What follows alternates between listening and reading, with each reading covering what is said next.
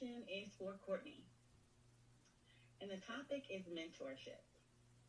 Courtney, most people know what to do in their careers, but often allow their instincts to be suppressed by overthinking. It can be helpful to have someone to look to when experiencing the stress that comes with changes in your career. Finding Black female or male mentors and sustaining the relationship is difficult for many. On your road to success, what inspired you to become a mentor? What tips can you give an aspiring mentor? And do you have any stories surrounding what it takes to have a successful mentor-mentee relationship? All right, well, let's dive in here.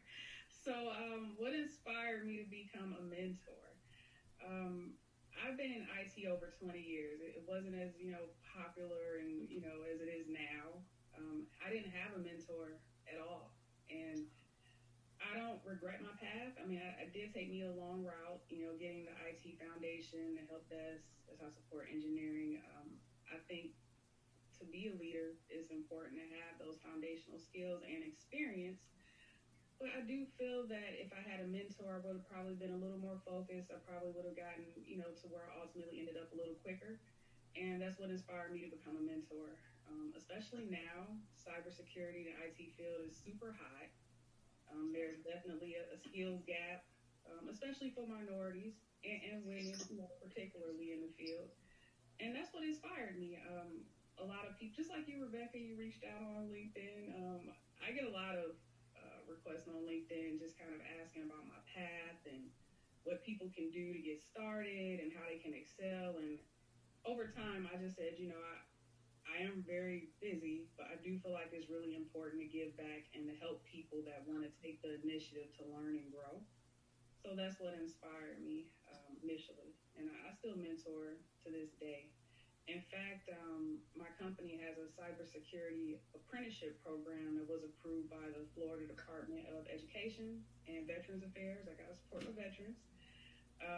Just to help people. It's like a mentor-mentee program, but it comes with employment, and that's to help people gain hands-on experience from leaders in the field. What tips can I give an aspiring mentor?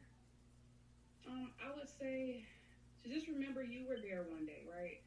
I've talked to people that, like I said, I get it. It's a very busy time for everybody, but I think it's important to make time to give back.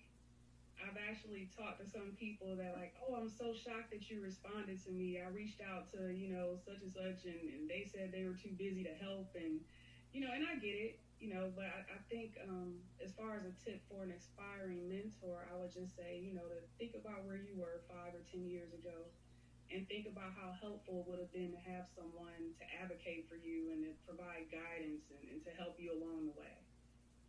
And final questions. Any stories surrounding what it takes to have a successful mentor-mentee relationship? So those same principles, remembering where you were. I think open communication. From the mentee side, I would say patience too. I know that I'm an impatient person naturally. I'll just tell you guys. So I know sometimes when you reach out to people, if you don't get a response quick enough, you're like, what's going on? Why aren't they responding? I would just say, to have patience. Keep the lines of communication open. Definitely follow up. If you do reach out to your mentor or to someone about mentoring and you don't hear back after that first time, there's nothing wrong with sending a follow-up email just to kind of reiterate, because don't take it personally. It may have just fallen off their radar due to other things. So I think open communication and follow-up are extremely important for a successful mentor-mentee relationship.